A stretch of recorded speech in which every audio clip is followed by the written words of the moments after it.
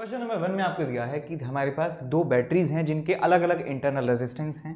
एक हमारे पास battery 10 volt की जिसका इंटरनल रेजिस्टेंस है 20 ओम। दूसरी बैटरी है 10 वोल्ट की जिसका इंटरनल रेजिस्टेंस है कितना 5 ओम के बराबर। और इन दोनों इस पूरे कॉम्बिनेशन को कनेक्ट कर दिया जाता है एक रजिस्टर के कॉम्बिनेशन से जो 30 और R का कॉम्बिनेशन है। 30 और R के पैरेलल कॉम्बिनेशन से इनको कनेक्ट कर दिया जाता है। आपसे पूछा गया है कि यदि इस बैटरी के अक्रॉस पोटेंशियल डिफरेंस 0 के बराबर है तो R की वैल्यू कितनी होगी। तो इस क्वेश्चन में आप मान लीजिए कि ये जो करंट है यहां से निकलता है I के बराबर। करंट जो है इस तरीके से जाता है I के बराबर। अब बैटरी से जब करंट निकलता है तो हम कह सकते हैं कि इस बैटरी के अक्रॉस जो टर्मिनल वोल्टेज है वो टर्मिनल वोल्टेज हम लिख सकते हैं is equal to E minus I R. E minus I R के बराबर होता है टर्मिनल वोल्टेज यदि बैटरी से करंट निकलता है। डिस्चार्जिंग की कंडीशन इसको कहा जाता है। तो E कितना है, EMF कितना है 10 माइनस करंट इसमें से है I और इंटरनल रेजिस्टेंस इसका है 20 के बराबर is equal to V। Question में दिया है 0 के बराबर तो I की वैल्यू आ जाती है यहां से 0.5 एम्पियर के बराबर। अब करंट की वैल्यू वैसे देखिए कि ये R और 30 का कॉम्बिनेशन यदि आप निकालें इक्विवेलेंट तो मिलेगा 30 into R upon 30 plus R. और ये दोनों इंटरनल रेजिस्टेंस इसके कॉम्बिनेशन के साथ सीरीज में लगे हैं तो मैं इस पूरे सर्किट का इक्विवेलेंट रेजिस्टेंस निकाल सकता हूं। R equivalent is equal to ये और ये सीरीज में है 5 प्लस 20 और सीरीज में है इनका ये पूरा combination that is 30 into R upon 30 plus R. और जो है इक्विवेलेंट ईएमएफ की बात करें तो इक्विवेलेंट ईएमएफ इस पूरे सर्किट का है 10 और 10 20। तो आप करंट निकाल सकते हैं I is equal to E equivalent divided by R equivalent और यहां से आपको R कैपिटल R की वैल्यू आपको यहां से मिल जाएगी। क्वेश्चन नंबर नेक्स्ट में आपको दिया है कि एक 1 ओम रेजिस्टर के थ्रू कितना करंट पास होता है। तो देखिए बेटा ये जो पूरी ब्रांच है यहां से लेके यहां तक की ये कनेक्टेड है इस बैटरी के थ्रू यानी इस पूरी ब्रांच के अक्रॉस जो पोटेंशियल डिफरेंस है वो 1 वोल्ट के बराबर है। और इस पूरी ब्रांच का इक्विवेलेंट रेजिस्टेंस में निकालना चाहूं तो पूरी ब्रांच का इक्विवेलेंट रेजिस्टेंस होगा 1 और 1 पैरेलल में है वो कितना हो जाएगा 1 एंड हाफ और हाफ और 2 क्या है सीरीज में जुड़े हैं तो 2 एंड हाफ इसका इक्विवेलेंट रेजिस्टेंस होगा। So R equivalent will be equal to 2.5। तो इस पूरी ब्रांच में करंट मान लीजिए I नॉट के बराबर है तो I नॉट की वैल्यू आपको मिल जाएगी कि इस ब्रांच के अक्रॉस कितना पोटेंशियल डिफरेंस है 1 volt divided by equivalent resistance कितना है 2.5 तो आ जाएगा 0.4 एम्पियर। अब 0.4 एम्पियर यहां से चला उसके पास दो रास्ते हैं इधर जाऊं कि इधर जाऊं। इधर चला मैं इधर चला कहां चला दोनों इक्वल रेजिस्टेंस के पास हैं तो करंट हाफ हाफ डिवाइड हो जाएगा तो 0.4 एम्पियर 0.2 और 0.2 में बट जाएगा टूट जाएगा तो करंट I1 की वैल्यू आपको मिलेगी 0.2 एम्पियर के बराबर। नेक्स्ट क्वेश्चन नंबर 3 में दिया है कि एक वायर है जिसका टोटल रेजिस्टेंस R के बराबर है उसको 4 साइड्स ऑफ स्क्वायर बना दिया गया है। उनको मोड़ तरोड़ के उनको एक स्क्वायर की 4 साइड्स में बदल दिया गया है। इसका मतलब एक साइड का रेजिस्टेंस कितना होगा बेटा R/4 के बराबर। ये R/4 के बराबर रेजिस्टेंस होगा इसका रेजिस्टेंस भी R/4 होगा इसका रेजिस्टेंस भी R/4 इसका रेजिस्टेंस R/8 और इसका रेजिस्टेंस भी कितना होगा R/8। और अब आपसे पूछा गया है E और C के अक्रॉस इक्विवेलेंट रेजिस्टेंस की वैल्यू कितनी होने वाली है। तो ये देखिए बेटा E और C ये दोनों पॉइंट्स हैं इसके अक्रॉस हमें देखना है इक्विवेलेंट रेजिस्टेंस कितना होगा। तो ये E है ये C है इनके बीच में एक रेजिस्टेंस जुड़ा है R/8 ओम का और ये पूरी जो लाइन है ये जो पूरा एरे है यहां से लेके E से लेके C तक का जो पूरा एरे है एरे ऑफ रेजिस्टेंस ये सीरीज में जुड़ा हुआ है। तो मैं कह सकता हूं कि ये R/8 इससे जुड़ा है R/8 R/4 के साथ सीरीज में जुड़ा है R/4 अनदर R/4 के साथ सीरीज में जुड़ा है और ये अगेन एक R/4 के साथ सीरीज में जुड़े हैं। तो हम इनका सीरीज कॉम्बिनेशन का इसके साथ पैरेलल कॉम्बिनेशन निकाल सकते हैं और आपको R इक्विवेलेंट की वैल्यू मिल जाने वाली है। नेक्स्ट क्वेश्चन नंबर 4 में आपको बताया गया है कि ये रेजिस्टर्स हैं इस तरीके से कनेक्टेड हैं बैटरी से निकलने वाले करंट की वैल्यू आपको कैलकुलेट करनी है कितनी होगी। तो ये देखिए ये दोनों जो रेजिस्टेंस हैं ये तीनों ये आपस में सीरीज कॉम्बिनेशन में जुड़े हुए हैं। ये तीनों सीरीज कॉम्बिनेशन में जुड़े हुए हैं तो इनका एक इक्विवेलेंट वैल्यू आने वाली है that is R5 plus R4 plus R3। अब ये तीनों रेजिस्टर्स इसके साथ क्या है पैरेलल कॉम्बिनेशन में जुड़े हुए हैं और अब इन दोनों को आप इक्विवेलेंट कर दोगे, इन दोनों को जोड़ दोगे, एक सिंगल रजिस्टर बना दोगे, तो वो सिंगल रजिस्टर इसका और इसका कॉम्बिनेशन जो है वो इन दोनों के साथ सीरीज में है। तो इसका मतलब सीरीज पैरेलल 10 अगेन सीरीज, इससे आपको आर इक्विवेलेंट का वैल्यू जो है आपको मिल जाएगा। और आप यहां से लिख सकते हैं कि current through the battery is equal to battery का EMF E upon R equivalent आप लिख सकते हैं। ठीक बात। Next question number 5। Question number 5 में दिया है कि अजीब सा डायग्राम है, इसमें आपको ए और बी के बीच में इक्विवेलेंट रेजिस्टेंस पूछा गया है। तो आप बेटा देखिए यहाँ पे इस पॉइंट को मान लीजिए सी के बराबर, इस पॉइंट का पोटेंशियल है सी के बराबर। ये कंडक्टिंग वायर में चलने पर पोटेंशियल की वैल्यू सेम रहती है, पोटेंशियल डिफरेंस 0 होता है क्योंकि इसमें कोई रेजिस्टेंस नहीं है। तो यहाँ का पोटेंशियल सी है, तो इस कंडक्टिंग वायर के इस पॉइंट का पोटेंशियल भी सी होगा, इस पॉइंट का पोटेंशियल सी, तो इस पॉइंट का पोटेंशियल भी सी होगा। अब सी और सी पोटेंशियल है इस रेजिस्टर के अक्रॉस, तो ये बेकार हो गया, ये हमेशा शॉर्ट रहेगा, शॉर्ट सर्किटेड रहेगा, तो रेजिस्टेंस को सर्किट से हटा देंगे। ये और ये सी के अक्रॉस एक रेजिस्टर है, इसको भी यहां से हटा देंगे। अब आप देख सकते हैं यहाँ पे कि ये और ये दोनों क्या है, सीरीज में लगे हुए हैं, तो इनका कॉम्बिनेशन कर देंगे, और ये दोनों का जो कॉम्बिनेशन है इसके साथ पैरेलल में कनेक्टेड है, तो इन तीनों रेजिस्टर की जो वैल्यू है मैं लिख सकता हूं वो होगी आर और आर, 2R, और 2R और R पैरेलल में लगे हैं, तो 2R/3 इनका इक्विवेलेंट रेजिस्टेंस आपको मिल जाएगा। ठीक बात। अच्छा, इस पॉइंट को मान लीजिए D के बराबर, इस पॉइंट को मान लीजिए E के बराबर, इस पॉइंट को मान लीजिए F के बराबर। ठीक है, सारे पॉइंट्स मैंने दिखा दिए। अब इस पूरे सर्किट को रीअरेंज कर लीजिए। ये पॉइंट है A, ये पॉइंट है B, जिनके अक्रॉस हमें निकालना है अल्टीमेटली। ये पॉइंट मान लिया C, ये पॉइंट मान लिया D, ये पॉइंट मान लिया E, और ये पॉइंट मान लिया F। तो बेटा A और B के बीच में, A और C के बीच में एक रेजिस्टर है R के बराबर, A और C के बीच में एक रेजिस्टेंस है R के बराबर, B और C के बीच में एक और रेजिस्टेंस है R के बराबर। अब बात करें यहाँ पे C और D के बीच में, ये 2R/3 है, C और D के बीच में 2R/3, तो C और D के बीच में 2R/3 है। ओके, उसके बाद यहाँ पे C और D के बीच में एक और R के बराबर रेजिस्टेंस है, R हो गया, ये खत्म हो गया। उसके बाद E और D के बीच में R है, E और D के बीच में R है, E और D के बीच में R है, ये खत्म हो गया। E और C के बीच में R है, E और C के बीच में R है, ये हो गया खत्म। E और C के बीच में, E और F के बीच में R है, E और F के बीच में R है, ये भी हो गया खत्म। E और F के बीच में हो गया। अब बेटा C और F के बीच में है, और C और F के बीच में एक और है, और C और F के बीच में एक और आप यहाँ से बना दीजिए, R है और एक और रेजिस्टेंस R के बराबर है। सारे रेजिस्टेंस लिख लिया हमने, कोई बचा तो नहीं है? नहीं। बेटा ये देखिए, ये जो आपके पास सर्किट है नीचे वाला, थैली की तरह लटका हुआ है, कोई भी इसका काम यहाँ पर नहीं है, बिकॉज यदि यहाँ से चला भी गया इस ब्रांच में, तो इस करंट को लौटने की कोई जगह नहीं है। करंट तभी फ्लो होगा यदि उसको जाने का और आने का दोनों का रास्ता अलग अलग हो। तो हम कह सकते हैं कि इस ब्रांच से यदि करंट इन ब्रांचेस में जाएगा, तो उन ब्रांचेस से करंट को लौटने की कोई जगह नहीं है। तो इस पूरे सर्किट में जो नीचे थैली बनी हुई है, इसका कोई भी रोल हमारे सर्किट से हमारे पूरे सर्किट से इस थैली का कोई भी लेन देन नहीं है, तो इसको हम हटा सकते हैं पूरा। तो हमारे पास जो काम का रेजिस्टेंस है वो ये और ये है, ये और ये, तो ये दोनों सीरीज में लगे हुए हैं, तो R इक्विवेलेंट की वैल्यू आपको मिल जाएगी R + R = 2R। ये पूरा नीचे का जो पार्ट है ये खराब है।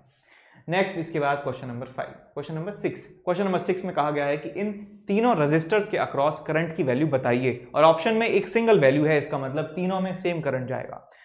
तो इस सर्किट में किसी भी पॉइंट का पोटेंशियल 0 मान सकते हैं, यहाँ का कहीं का भी पोटेंशियल 0 मान लीजिए। मैंने मान लिया यहाँ का पोटेंशियल 0 के बराबर है। अब बैटरी के नेगेटिव से पॉजिटिव जाएंगे तो पोटेंशियल बढ़ जाएगा, तो 2 वोल्ट हो जाएगा पोटेंशियल 0 से।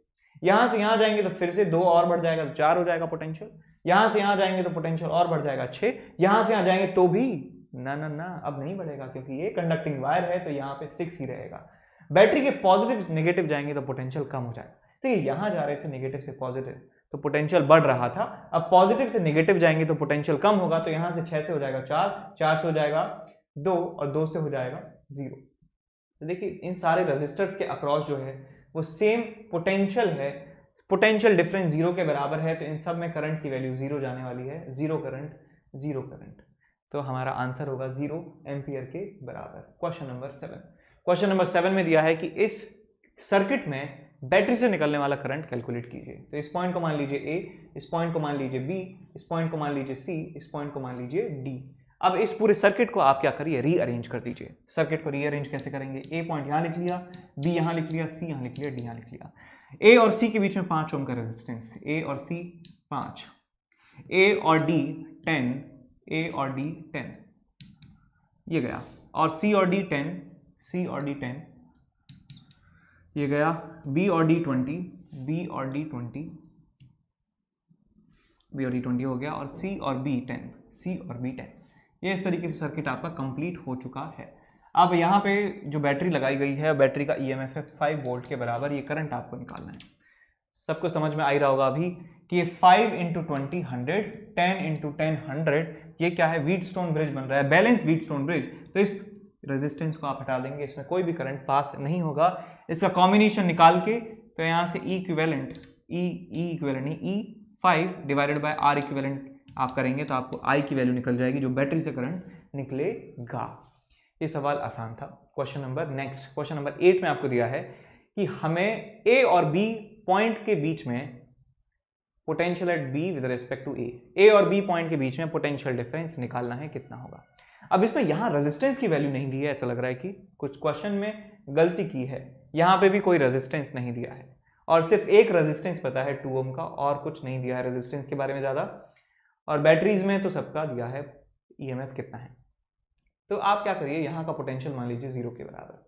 यहाँ का पोटेंशियल 0 मान लिया, बैटरी के नेगेटिव से पॉजिटिव जा रहे हैं, तो यहाँ का पोटेंशियल कितना होगा, 2 वोल्ट के बराबर। और यहाँ से यहाँ नहीं पता कुछ भी। और अच्छा, दूसरी बात यह है कि इस ब्रांच में करंट 1 एम्पियर के बराबर जा रहा है, 1 एम्पियर। तो इस ब्रांच में भी करंट कितना जाएगा, 1 एम्पियर। अब ये 1 एम्पियर घुस गया है तो इधर से ही जाएगा। 1 एम्पियर करंट इधर से है, 2 एम्पियर करंट इसमें जा रहा है, तो इसका मतलब यहां पे हम KCL लगा सकते हैं कि भाई 1 एम्पियर यहां से आया, 1 यहां से आया, और 2 हो गया इसमें। तो इसका मतलब 1 एम्पियर और कहीं से भी आया होगा, और वो सिंपल सी बात है यार, यहीं से 1 एम्पियर आया होगा, तभी जाके इसमें 2 एम्पियर हुआ होगा कि 1 यहां से 1 यहां से, टोटल हो गया 2 एम्पियर के बराबर करंट। तो 1 एम्पियर करंट इस ब्रांच में है। इस पॉइंट का पोटेंशियल है 2 वोल्ट के बराबर, तो यहां का पोटेंशियल कितना होना चाहिए, हम यहां पे लिख लेंगे। इसका पोटेंशियल मान लीजिए VC के बराबर है। रजिस्टर में करंट हायर से लोअर पोटेंशियल की तरफ फ्लो होता है, तो मैं लिख सकता हूं 2 - VC potential difference divided by resistance which is 2 is equal to current. Current कितना है, 1 एम्पियर के बराबर 1। तो यहां से आ जाएगा VC इज इक्वल टू 0। यहां पे भी कैलकुलेशन में लोग गलती करते हैं, VC को 4 लिख देंगे यहाँ पे। तो ध्यान रखना है कि VC की वैल्यू यहाँ पे 0 के बराबर है। अच्छा, तो यहां का पोटेंशियल पता चल गया, C पॉइंट का पोटेंशियल 0 है। अब यहां का पोटेंशियल 0 है, बैटरी के पॉजिटिव से नेगेटिव टर्मिनल जब जाएंगे तो पोटेंशियल कम होगा, तो यहां का पोटेंशियल आ जाएगा 1 वोल्ट के बराबर। तो A पॉइंट का पोटेंशियल पता है, B पॉइंट का पोटेंशियल पता है, डिफरेंस आप बता देंगे। B का बताना है with respect to A, VB - VA बताना है, that is 0 - -1 is equal to 1 volt. आपको आंसर यहां पे मिल जाएगा। Next question number 9। Question number 9 में दिया है कि आपको इस ब्रांच में जो करंट I1 है उसकी वैल्यू आपको बतानी है। तो ये देखिए बेटा कि ये एक बैलेंस्ड व्हीटस्टोन ब्रिज है, 2 × 2 और 2 × 2। तो बैलेंस्ड व्हीटस्टोन ब्रिज है, तो इस ब्रांच में कोई भी करंट नहीं जाएगा, इस वाली ब्रांच में कोई भी करंट नहीं जाएगा। हमारे पास बची है ये ब्रांच A और C। पॉइंट A और पॉइंट C, इसकी जो ब्रांच जिसके बारे में हम कंसर्न हैं उसकी बात करेंगे। तो ये 4 ओम यहाँ पे है और 4 ओम यहाँ पे है। इस पूरी ब्रांच के अक्रॉस जो पोटेंशियल डिफरेंस है वो 8 वोल्ट के बराबर है। सिंपल सी बात, जो यहाँ पे पोटेंशियल डिफरेंस है इस ब्रांच के अक्रॉस, वही 8 वोल्ट के बराबर है। 8 वोल्ट के बराबर यहाँ पे हमें मिल रहा है पोटेंशियल डिफरेंस। इनका इक्विवेलेंट रेजिस्टेंस कितना है बेटा, 8 ओम। 4 और 4 सीरीज में है, 8 ओम के बराबर इस ब्रांच का रेजिस्टेंस है। इसके अक्रॉस पोटेंशियल डिफरेंस 8 वोल्ट के बराबर है। तो मैं कह सकता हूं इस ब्रांच में फ्लो होने वाली करंट की वैल्यू I1 जो है वो होने वाली है 8/8 is equal to 1 ampere. 8/8 is equal to 1 ampere. Next, इसके बाद क्वेश्चन नंबर 10।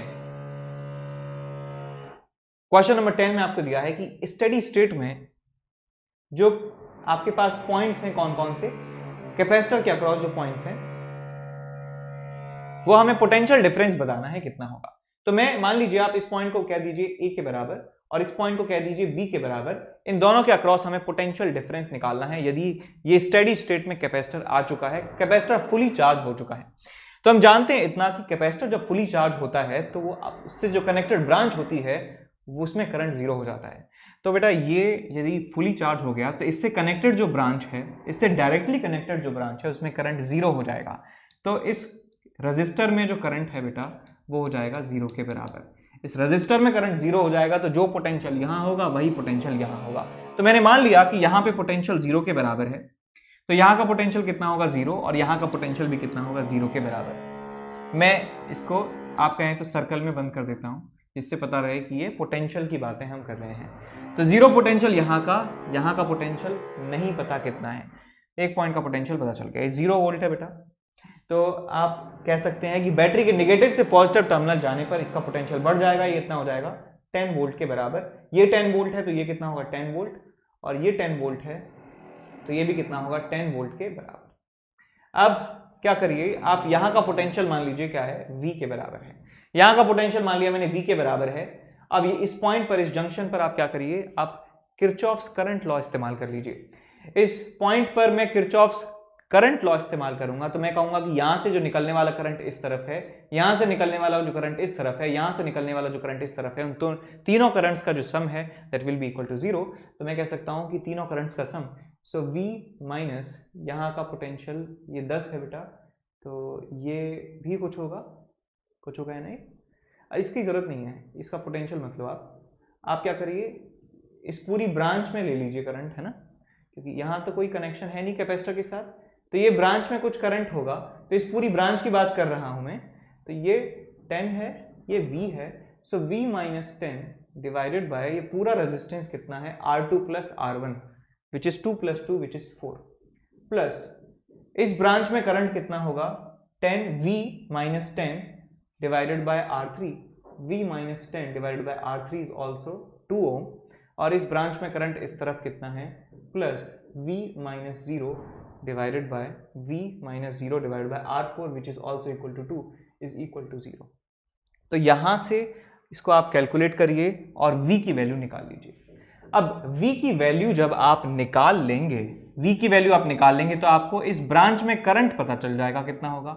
इस ब्रांच में यदि करंट पता चल गया तो हम इसके अक्रॉस निकाल सकते हैं पोटेंशियल डिफरेंस कितना होगा। तो मान लीजिए इस वाली ब्रांच में करंट जो है वो I2 के बराबर है, I के बराबर है, I डैश के बराबर है, तो इस रजिस्टर के अक्रॉस जो पोटेंशियल डिफरेंस होगा that will be equal to कितना होगा I डैश इंटू 2 ओम के बराबर।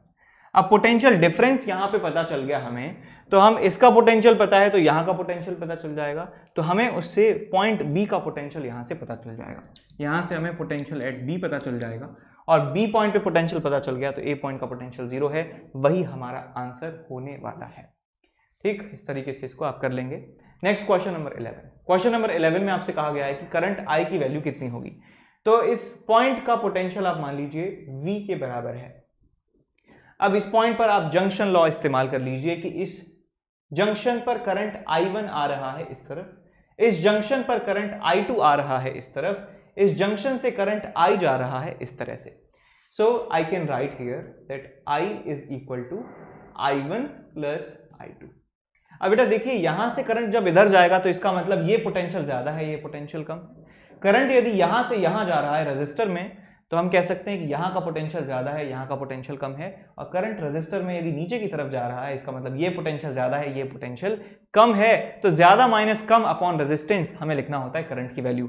तो आप लिखिए बेटा I1 लिखेंगे, I1 आएगा 20, ये V है, सो आएगा 20 minus V divided by resistance कितना है 2 ओम के बराबर, ये I1 है, प्लस I2 की वैल्यू कितनी है ज्यादा माइनस कम 10 minus V divided by resistance कितना है 4 is equal to current I कितना है ज्यादा माइनस कम divided by resistance, so V minus 0 divided by resistance is 2 ohm. यहां से V की वैल्यू आप निकाल लेंगे और V की वैल्यू पता चल गई तो आपको करंट की वैल्यू यहां से पता चल जाएगी। Next question number 12। Question number 12 में आपको दिया है कि स्टेडी स्टेट में चार्ज कितना होगा कैपेसिटर पर।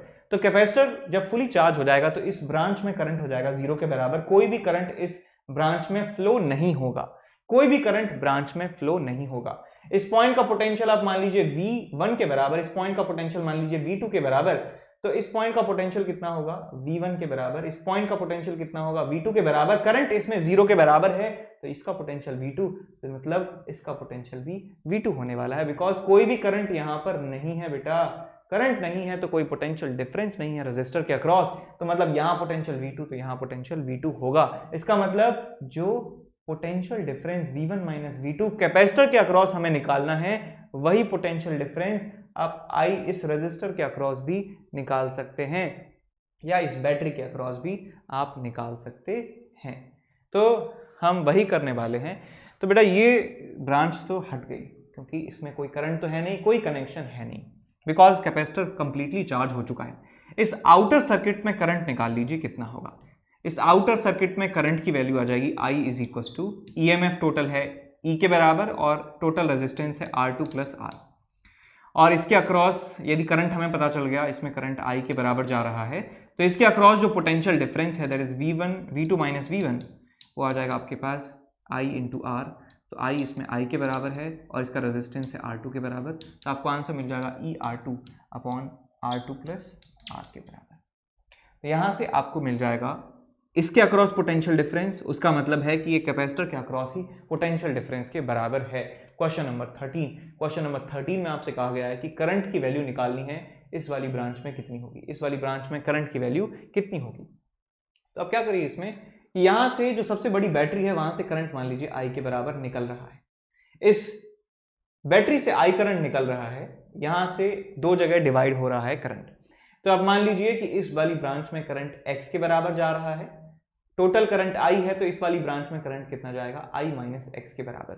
अब आप क्या करिए, इस पूरे सर्किट में किरचॉफ्स वोल्टेज लॉ लगाइए और इस वाले सर्किट में किरचॉफ्स वोल्टेज लॉ लगाइए और सॉल्व कर लीजिए, कितना आंसर जो भी आपके पास आएगा वही सही होगा। मैं इक्वेशन आपको बना देता हूं। तो ये I माइनस एक्स करंट है, तो इस वाली रजिस्टर में भी करंट जाएगा I माइनस एक्स के बराबर। तो मैं पूरा लूप हमारे पास बन गया है, ये वाला लूप बन गया है। तो यहां से यहां जाएंगे बैटरी 6, रेजिस्टर के अक्रॉस करंट की डायरेक्शन में जाएंगे तो -3 into I minus x, current के ऑपोजिट जा रहे हैं रेजिस्टेंस के अक्रॉस, तो आएगा आपके पास +1 into x is equal to 0। Equation number 1 आपको मिलेगी ये। अब इस छोटे वाले लूप में, राइट वाले लूप में यदि हम किरचॉफ्स वोल्टेज लॉ लगाएंगे तो करंट की डायरेक्शन में चलने पर यहां से यहां चल रहा हूं मैं, मिलेगा 9, यहाँ करंट I है तो यहाँ current I -2 into I minus x into 1, और इसमें x है, ये I निकला है तो यहाँ से भी I होना चाहिए, so -3 into I is equal to 0। Equation number 2। ये दो इक्वेशंस को सॉल्व कर लेंगे, आपको I और x की वैल्यू मिल जाएगी। x की वैल्यू हमें पता करनी है कि कहाँ से कहाँ होगी। अब सुनिए यहाँ पे, यदि इस क्वेश्चन को करने में हमें करंट की वैल्यू पॉजिटिव मिलती है, करंट हमने मैग्नीट्यूड ऑफ करंट माना था, तो इसका मतलब है कि करंट हमने जो अज्यूम किया था वो सही डायरेक्शन में आया है। यदि करंट जो हमने मैग्नीट्यूड इस इक्वेशन में लिया है यदि वो नेगेटिव आ जाता है, करंट की वैल्यू आंसर में नेगेटिव आ जाती है, इसका मतलब जो डायरेक्शन हमने मानी है वो गलत है, इसके ऑपोजिट डायरेक्शन में करंट होना चाहिए। उसके बाद क्वेश्चन नंबर 14। क्वेश्चन नंबर 14 में दिया है कि एक सर्किट है जिसमें 2 बैटरी हैं और 3 रजिस्टर्स हैं, और आपसे पूछा गया है कि स्टेडी स्टेट में कितना करंट I इसमें फ्लो होगा। ये जो करंट I है कितना फ्लो होगा, तो देखिए स्टेडी स्टेट में आने पर कैपेसिटर से जो डायरेक्टली कनेक्टेड ब्रांच है उसमें करंट 0 हो जाता है। तो ये वाली जो ब्रांच है बेटा, इसमें करंट हो जाएगा 0 के बराबर, कोई भी करंट इसमें फ्लो नहीं होगा, ये एक तरीके से डिसकनेक्टेड हो जाएगी इस पूरे सर्किट से। अब इस पूरे सर्किट की बात करें तो पूरे सर्किट में क्या करो, पूरे सर्किट में क्या करो, आप लगा सकते हैं simple I is equal to equivalent EMF divided by R equivalent. तो ये 16 वोल्ट की बैटरी है, ऐसे लगी है, 8 वोल्ट की बैटरी ऐसे लगी है, दोनों एक दूसरे का अपोज कर रही हैं, तो इक्विवेलेंट EMF आएगा 16 माइनस 8 डिवाइडेड बाय रेजिस्टेंस में कोई पोलैरिटी का झंझट नहीं है, तो 9 और 3 आपस में सीरीज में कनेक्टेड हैं, तो आ जाएगा आपके पास 12 के बराबर, तो आ जाएगा 8/12 is equal to 2/3 is equal to 0.67 ampere, आपको टोटल करंट मिल जाएगा ऑप्शन बी के। Question number 15। क्वेश्चन नंबर 15 में आपको दिया है कि आपके पास एक बैटरी, कुछ रेजिस्टर्स हैं, इसमें करंट निकालना है, क्या होगा, करंट कितना होगा दोनों बैटरीज में। तो आप भाई क्या मान लीजिए, करंट जो बड़ी बैटरी है उससे करंट मान लीजिए कि I के बराबर निकलता है। करंट I निकलता है तो यहाँ से मान लीजिए x करंट नीचे चला जाता है, तो इसमें करंट कितना जाएगा, I माइनस एक्स के बराबर। यहाँ से I माइनस एक्स करंट जाता है, और तो यहाँ मान लीजिए आप y करंट नीचे आ जाता है, और यहाँ मान लीजिए I minus x minus y current चला जाता है। इन सारे लूप्स में किरचॉफ्स वोल्टेज लॉ आप अप्लाई कर देना, आपको आंसर जो है मिल जाएगा। क्वेश्चन नंबर 16 में आपको दिया है कि total current supplied by the battery कितना होगा। इस सर्किट जो है उसका शेप थोड़ा अजीब सा है, तो क्या करेंगे, इसमें आप कोई भी एक पॉइंट मान लीजिए, पॉइंट है ए के बराबर, ये पॉइंट ए है, और इसको मान लीजिए पॉइंट बी है, तो इस पॉइंट का पोटेंशियल बी, तो इस पॉइंट का पोटेंशियल भी बी होगा, इस पॉइंट का मान लीजिए पोटेंशियल सी के बराबर है। तो अब पॉइंट ए बी सी जो है आप लिख लीजिए यहाँ पे ए बी और सी के बराबर। ए और सी के बीच में 1.5 ओम का एक रेजिस्टेंस लगा हुआ है, ये हट गया। सी और बी के बीच में 6 ओम है, सी और बी के बीच में 6 ओम है, ये हो गया। और बी और ए के बीच में 3 ओम का रेजिस्टेंस है, ए और बी के बीच में 3 ओम, ए और बी के बीच में 3 ओम, ये हो गया। यहाँ से बी और सी के बीच में 2 ओम का रेजिस्टेंस और है, बी और सी के बीच में 2 ओम का रेजिस्टेंस और है। तो आप क्या करिए भाई, अब ए और बी के बीच में एक बैटरी और लगी है, ए और बी के बीच में बैटरी और लगी है, लाइक दिस। तो आप इस पूरे सर्किट का, ऊपर वाले सर्किट का इक्विवेलेंट रेजिस्टेंस निकाल दीजिए। इक्विवेलेंट रेजिस्टेंस निकालने के बाद बैटरी का ईएमएफ दिया है, तो करंट निकल जाएगा बैटरी से निकलने वाला E अपॉन आर इक्विवेलेंट के बराबर निकल जाएगा यहाँ से। उसके बाद क्वेश्चन नंबर 17 में आपको दिया है कि एक डीसी सोर्स है और जिसका ईएमएफ है इवन 100 वोल्ट के बराबर, और आपको दिया गया है कि इसका इंटरनल रेजिस्टेंस 0.5 ओम है, इस बैटरी का ईएमएफ 90 वोल्ट है, और इसका जो रेजिस्टेंस है एक्सटर्नल वो कितना होना चाहिए, आर की वैल्यू आपको बतानी है, जिससे इस बैटरी में करंट की वैल्यू 0 के बराबर हो जाए। तो भाई मान लीजिए इसकी वैल्यू आर है, अब इसमें करंट 0 यदि है, मान लिया कि इस वाली ब्रांच में करंट 0 के बराबर है, तो पूरा करंट इस आउटर सर्किट में फ्लो होगा, और आउटर सर्किट में फ्लो होगा तो मैंने मान लिया वो करंट I के बराबर है, और I की वैल्यू होने वाली है I is equal to 100 divided by total resistance that is R plus 0.5। ये आपके पास टोटल रेजिस्टेंस है। अब देखिए बेटा कि जब ये बैटरी जितना पोटेंशियल डिफरेंस लगाएगी उतना ही पोटेंशियल डिफरेंस यदि ये बैटरी लगाती है, तो ये दोनों एक दूसरे का अपोज करेंगी और इस बैटरी में कोई भी करंट फ्लो नहीं होगा। तो मैं कह सकता हूं कि जो पोटेंशियल डिफरेंस ये लगाना चाहती है 90, उतना ही पोटेंशियल डिफरेंस इसको लगाना होगा, जिससे इस ब्रांच में करंट 0 के बराबर हो जाए। तो 90 should be equal to terminal voltage across this battery that is 100 minus I which is 100 upon R plus 0.5 into R के बराबर है 0.5 के बराबर है। आप चाहें तो KVL का इस्तेमाल भी कर सकते हैं, तो भी रिजल्ट सेम आएगा। ये इक्वेशन बनेगी फाइनली और R की वैल्यू आपको मिल जाएगी यहाँ से। क्वेश्चन नंबर 18 में आपको दिया है कि एक बैटरी है और आपको रेजिस्टेंस में करंट निकालना है, 10 ओम के रेजिस्टेंस में करंट कितना होगा। तो इसके लिए आप कर सकते हैं कि इस वाली ब्रांच में करंट मान लीजिए, बड़ी बैटरी कौन सी है 5 वोल्ट वाली, इसमें से करंट मानिए कि करंट I निकल रहा है, इसमें I जा रहा है करंट, तो इसमें करंट भी I जाएगा। इसमें से मान लीजिए X के बराबर करंट इस वाली ब्रांच में चले जाता है, तो इस वाली ब्रांच में करंट कितना जाएगा, I माइनस एक्स के बराबर। इस बैटरी में करंट कितना जाएगा, I माइनस एक्स के बराबर। इसमें x के बराबर इस वाली ब्रांच में करंट I होगा, और इस वाली ब्रांच में करंट I माइनस एक्स होगा। इस लूप में एक KVL की इक्वेशन लगाइए, इस लूप में KVL की इक्वेशन लगाइए, और आपको 2 इक्वेशन सॉल्व करनी है, आपको आंसर मिल जाएगा। Next question number 19। Question number 19 में कहा गया है Kirchhoff's first law that is summation algebraic summation of all the currents जो है 0 के बराबर है एक जंक्शन पे, और दूसरा लॉ जो है summation of IR is equal to summation of E। तो ये कौन से फंडामेंटल लॉ पर बेस्ड हैं? तो किरचॉफ्स जो करंट लॉ है वो चार्जेस के कंजर्वेशन पे बेस्ड है कि चार्ज किसी कंडक्टर में एक्यूमुलेट नहीं हो सकते, तो जितना चार्ज आएगा उस जंक्शन के ऊपर उतना ही चार्ज उस जंक्शन से जाएगा भी, और चार्ज का फ्लो रेट जो है उसी को करंट कहते हैं। तो यही रिलेशन करंट के साथ आ जाता है कि जितना करंट जंक्शन पे आएगा उतना ही करंट जंक्शन से जाएगा। तो पहला जो प्रिंसिपल है वो कंजर्वेशन ऑफ चार्ज है, तो इसमें A ऑप्शन और D ऑप्शन सही आ रहे हैं। दूसरा ऑप्शन देखें कि Kirchhoff's voltage law is based upon energy conservation, कि एक चार्ज को आप घुमा दीजिए तो टोटल जो एनर्जी है उसकी कंजर्व रहनी चाहिए, तो कंजर्वेशन ऑफ एनर्जी और conservation of charge, D option must be correct. Conservation of momentum ये गलत है। नेक्स्ट इसके बाद क्वेश्चन नंबर 20। क्वेश्चन नंबर 20 में आपको दिया है कि कुछ रेजिस्टेंस है और पोटेंशियल डिफरेंस ए और बी के बीच में आपसे पूछा गया है। इसके और इसके बीच में पोटेंशियल डिफरेंस पूछा गया है, तो क्या करेंगे आप, जो बड़ी बैटरी है बेटा, बड़ी बैटरी कौन सी है, E2 और E3 बड़ी बैटरी हैं, E2 और E3 बड़ी बैटरी। यहाँ से मान लीजिए करंट निकलता है I के बराबर, यहाँ से करंट I निकला और यहाँ से मान लीजिए करंट I1 जाता है, तो टोटल करंट इस वाली ब्रांच में कितना हो जाएगा, I प्लस I1। आप यहाँ पे 2 KVL की इक्वेशन लगा दीजिए, आपका काम हो जाएगा। तो इक्वेशन कैसे बनाएंगे, देखिए बेटा, ये करंट I इसमें जा रहा है तो इसमें भी करंट I जाएगा, इसमें भी करंट I आएगा, इसमें I1 जा रहा है, I1, इसमें कितना जा रहा है, I प्लस I1,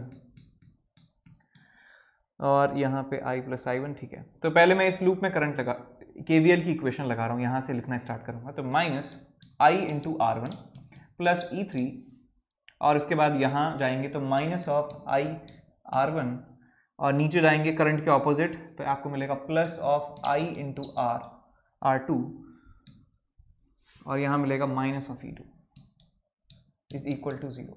अब दूसरी इक्वेशन आप लिखेंगे इस वाले सर्किट में। इस वाले सर्किट में देखिए दूसरा इक्वेशन करंट की डायरेक्शन में लिखने वाला हूँ। यहाँ से यहाँ जाऊँगा तो आपको मिलेगा प्लस में E2, उसके बाद यहाँ मिलेगा माइनस ऑफ I1 R2, यहाँ मिलेगा आपको I प्लस I1 प्लस में, तो करंट की डायरेक्शन में जा रहे हैं तो माइनस लेना पड़ेगा, minus of I plus I1 into R1, और यहाँ से यहाँ जाएंगे तो माइनस ऑफ E1, और यहाँ से यहाँ जाएंगे तो करंट की डायरेक्शन में जा रहे हैं तो minus of I plus I1 into R1 is equal to 0। ये आपको लेना पड़ेगा। एक बार दोबारा चेक कर लेंगे, इस पहले वाली लूप में यहाँ से लिया था मैंने, तो minus IR1 plus E3 minus IR1, और यहाँ से यहाँ हम गए थे तो प्लस में लिखा था हमने I1 R2 लिखना चाहिए, this should be I1 R2, और उसके बाद minus E2 is equal to 0। और दूसरे वाली लूप की बात करें तो ये होगा आपके पास, दूसरे वाली लूप कहाँ से स्टार्ट किया था, यहाँ से E2 minus I1 R2 minus I plus I1 R1 minus E1 और minus of I plus I1 into R1 is equal to 0। तो ये 2 इक्वेशंस जो हैं इनको आप सॉल्व करेंगे। आपके पास अननोन कितने हैं, आपके पास I और I1 दोनों अननोन हैं, इनकी वैल्यू आप यहाँ से 2 इक्वेशन से कैलकुलेट कर सकते